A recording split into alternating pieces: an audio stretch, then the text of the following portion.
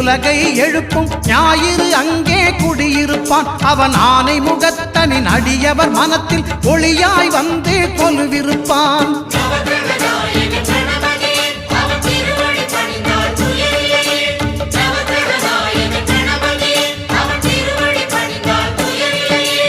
ஒன்பது கோளும் ஒன்றாய் காண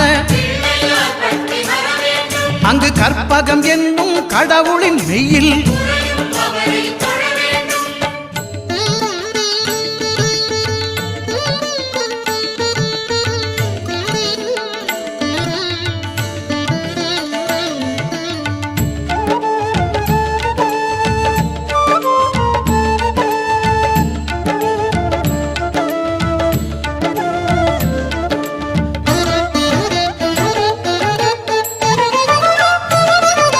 திங்கள் பகவான் திருமுகம் காண